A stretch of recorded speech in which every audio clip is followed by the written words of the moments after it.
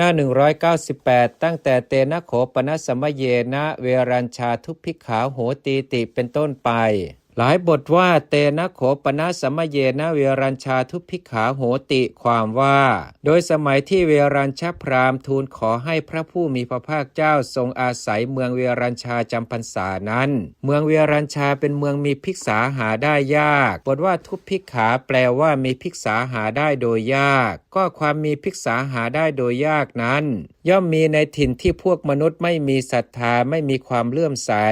ในเวลาข้าวกล้าสมบูรณ์ดีก็ตามในเวลาปุพพันนะและอัปปรันนะมีราคาถูกก็ตามวงเล็บมีราคาตกต่ำแต่ในเมืองเวรัญชาหาได้เป็นอย่างนั้นไม่โดยที่แท้ได้มีเพราะโทษคือความอดอยากเหตุที่มีข้าวกล้าเสียหายเพราะฉะนั้นท่านพระอุบาลีเถระเมื่อจะแสดงข้อความนั้นจึงกล่าวว่าทวีหิติกาดังนี้เป็นต้นในคำว่าทวีหิติกาเป็นต้นนั้นมีวินิจฉัยดังนี้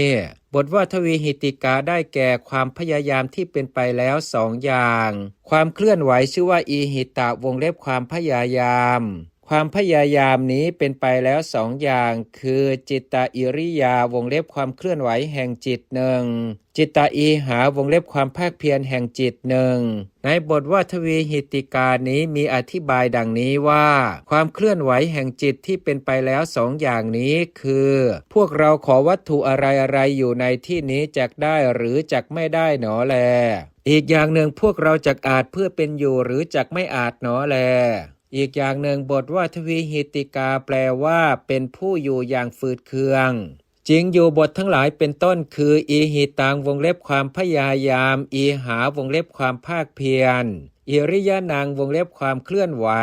ปวัตตนังวงเล็บความเป็นไปชีวิตตังวงเล็บความเป็นอยู่มีใจความอย่างเดียวกันเพราะฉะนั้นในบทว่าทวีหิติกานี้จึงมีใจความเฉพาะบทดังนี้คือความพยายามด้วยความเป็นทุกข์ย่อมเป็นไปในเมืองเวรัญชานี้เพราะเหตุนั้นเมืองเวรัญชานี้จึงชื่อว่าทวีหิติกา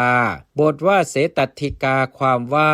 เมืองเวรัญชาชื่อว่ามีกระดูกคนตายขาวเกลื่อนเพราะอัตถวิเคราะห์ว่าที่เมืองเวรัญชานี้มีกระดูกขาวเกลื่อนมีอธิบายว่าซากศพของพวกมนุษย์กำพร้าผู้ขอแม้ตลอดวันก็ไม่ได้อะไรตายแล้วมีกระดูกสีเหมือนเห็ดหัวงูเกลื่อนกลาดอยู่ในที่นั้นปาฐาว่าเสตติกาดังนี้ก็มีความหมายแห่งปาฐานั้นว่าโรคตายขาวมีอยู่ในเมืองเวรัญชานี้เหตุนั้นเมืองเวรัญชานี้จึงชื่อว่ามีโรคตายขาวความอาดูลคือความเสียดแทงเพราะความเจ็บไข้ชื่อว่าอติก็ในเมืองเวรัญชานั้นในเวลาที่ข้าวกล้ามีท้องมารรวงข้าวสาลีก็ดี